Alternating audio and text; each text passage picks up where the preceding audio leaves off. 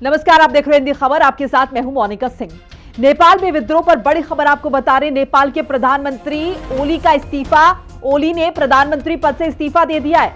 भारी विरोध के बाद इस्तीफा दिया है, रेजिग्नेशन दे दिया है। लगातार हम देख रहे हैं कि किस तरीके से नेपाल में हिंसक प्रदर्शन हो रहे हैं, पत्थरबाजी हो रही है। तमाम जो युवा हैं, जेनजी है, वो सड़कों पर हैं और लगातार सरकार का विरोध, सरकार के खिलाफ प्रदर्शन। संसद तक में घुस आए थे प्रदर्शनकारी। इन सब के बीच आपको बताते चले कि नेपाल के प्रधानमंत्री ओली ने इस्तीफा दे दिया। कल से बैठकों का दौर जारी था, कर्फ्यू लगा हुआ था, लेकिन अब ये देखिए कुछ तस्वीर आपके साथ साझा कर रहे हैं जहां पर सड़कों पर टायर जलाए जा रहे हैं। तमाम जो नेपाली युवा है वो सड़कों पर उतरे हुए हैं और सरकार का विरोध कर रहे हैं। ये भी कल कहा जा रहा था कि सरकार बुजुर्ग है, वो ये बात नहीं समझ पा रही कि युवाओं को आखिर चाहिए क्या।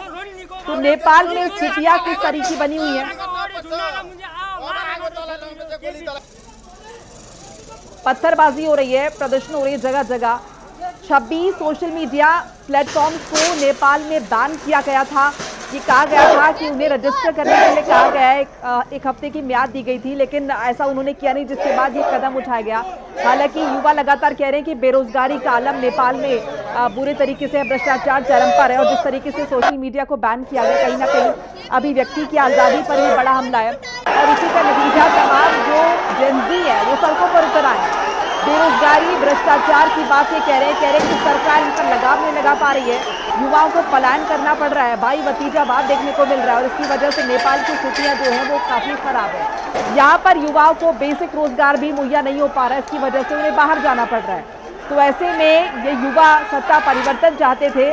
अब यहाँ पर यह खबर आ रही है कि प्रधानमंत्री ने अपने पद से इस्तीफा दे दिया है। नेपाल की स्थिति आप जरा देखिए, पड़ोसी मुल्क है और इन सब के बीच जो बॉर्डर है भारत नेपाल का, वहां पर भी सिक्योरिटी टाइट कर दी गई है। प्रदर्शनकारियों को तितर बितर करने के लिए आंसू गैस के गोले दागे गए, बल प्रयोग किया गया।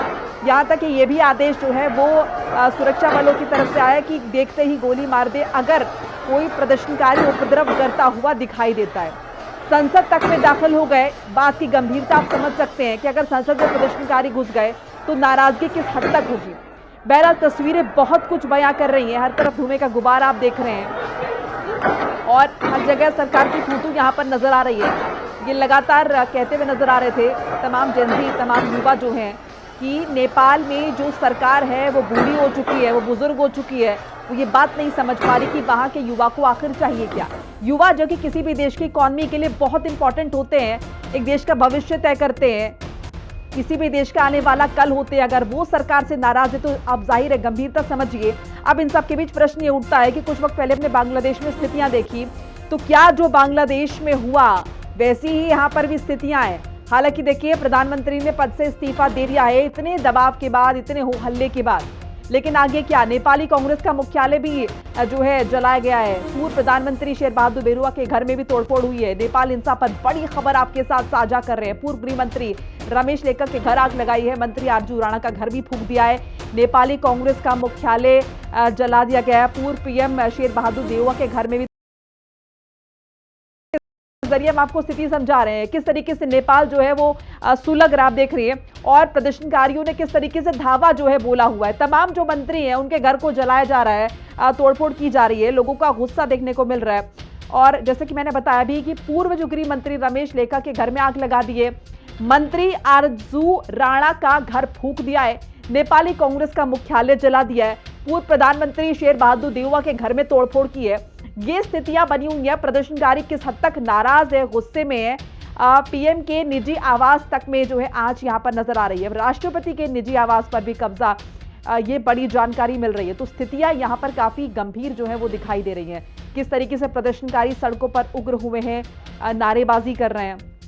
अलग अलग तस्वीरों के जरिए अलग अलग एंगल से आपको समझाने की कोशिश कर रहे हैं कि मौजूदा वक्त में नेपाल में हालात क्या है। तो कल से हमने तस्वीरें देखनी शुरू की थी और ये देखिए कुछ और तस्वीरें आपके साथ साझा करें। प्रदर्शनकारी कैसे उग्र है, बड़ी तादाद में यहाँ पर भीड़ ही भीड़ आप देख पा रहे हैं। उसके अलावा आप जरा देखिए सरकारी इमारतें हैं जिन्हें फूंक दिया गया है, धुआं ही धुआं दिख रहा है क्योंकि टायर भी जलाए गए हैं। और इसके अलावा देखिए फोर्स मार्च कर रही है क्योंकि स्थिति को नियंत्रित करना है। जेनजी गुस्से में, युवा गुस्से में, सड़कों पर आगजनी हो रही है।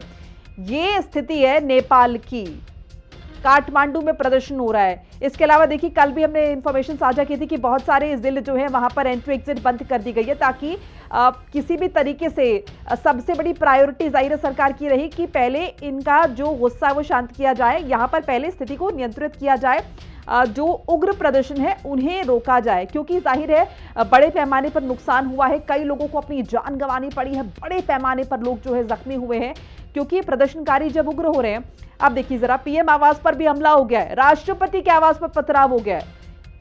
इस हद तक ये नाराजगी है कि प्रधानमंत्री, राष्ट्रपति किसी को भी बख्शा नहीं जा रहा, क्योंकि ये युवा कह रहे हैं कि आप कुर्सी छोड़ दीजिए अगर आप सॉल्यूशंस नहीं दे पा रहे हैं। अब किसी भी देश की आवाम अगर भड़क जाए, अगर वो असंतुष्ट हो, तो स्थितियां कैसे होती हैं ये बखूबी हम देख रहे हैं। कुछ वक्त पहले हमने ये तस्वीरें बांग्लादेश में भी देखी थी, प्रधानमंत्री ओली का घर फूंक दिया है। तमाम तरह के आरोप जो हैं वो युवा लगा रहे हैं, जेनजी लगा रहे हैं। उनका कहना है कि भ्रष्टाचार यहां पर चरम पर है, बेरोजगारी चरम पर है, और ऐसे में किसी भी तरह का सॉल्यूशन नजर नहीं आता। सोशल नेटवर्किंग साइट्स को आपने बंद किया, ऐप्स को बंद किया।